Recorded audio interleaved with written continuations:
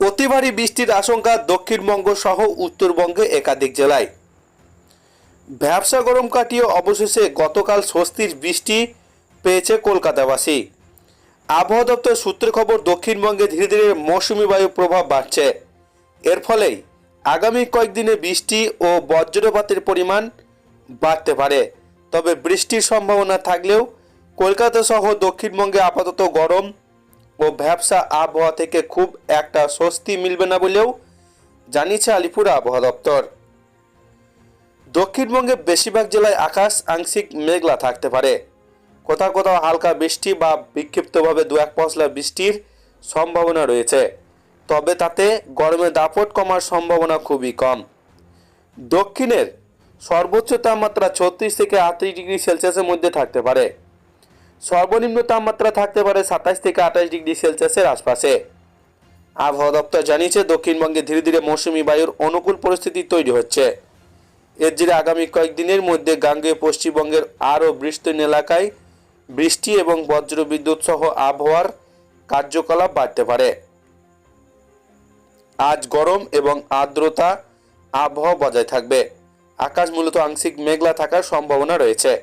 শহরে সর্বোচ্চ তাপমাত্রা প্রায় 37 ডিগ্রি সেলসিয়াস এবং সর্বনিম্ন তাপমাত্রা প্রায় 28 ডিগ্রি সেলসিয়াসের কাছাকাছি থাকতে পারে।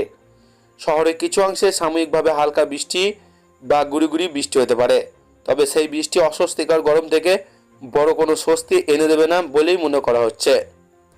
উত্তরবঙ্গে বর্ষার প্রভাব আরও জোরালো হয়েছে। 10 ও 11 জুন জলপাইগুড়ি এবং আলিপুরদুয়ার জেলার এক বা দুটি জায়গায় ভারী থেকে অতি ভারী বৃষ্টির সম্ভাবনা রয়েছে। কোথাও কোথাও 7 থেকে 20 সেন্টিমিটার পর্যন্ত বৃষ্টি হতে পারে বলেও সতর্কতা জারি করছে আবহাওয়া দপ্তর। এছাড়া দার্জিলিং, কালিম্পং এবং কোচবিহার জেলাতেও, জলপাইগুড়ি, কালিম্পং, আলিপুরদুয়ার, কোচবিহার জেলাতেও বৃষ্টির দাপট অব্যাহত থাকবে। পরে সেই সঙ্গে বজ্রপাত এবং ঘন্টায় 40 থেকে 50 কিলোমিটার বেগে দমকা হাওয়া বইতে পারে। টানা বৃষ্টির কারণে পাহাড় এবং ডুয়ার্সের বেশ কিছু এলাকায় নদীর জলস্তর বাড়ার আশঙ্কা রয়েছে। কোথাও কোথাও জল জমার সমস্যা দেখা দিতে পারে।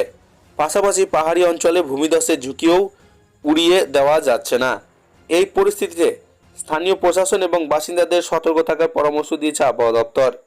অন্যদিকে দক্ষিণবঙ্গে বৃষ্টির সম্ভাবনা বাড়লেও আপাতত গরম ভ্যাপসা আবহাওয়া থেকে পুরোপুরি মুক্তি মিলছে না। এই ছিল আজকের লেটেস্ট ট্রেন্ডিং খবর। ভিডিওটিকে ভালো লাগলে লাইক করবেন, আর এই ধরনের লেটেস্ট খবরগুলি পাওয়ার জন্য চ্যানেলটিকে সাবস্ক্রাইব করে আমাদের সঙ্গে থাকবেন।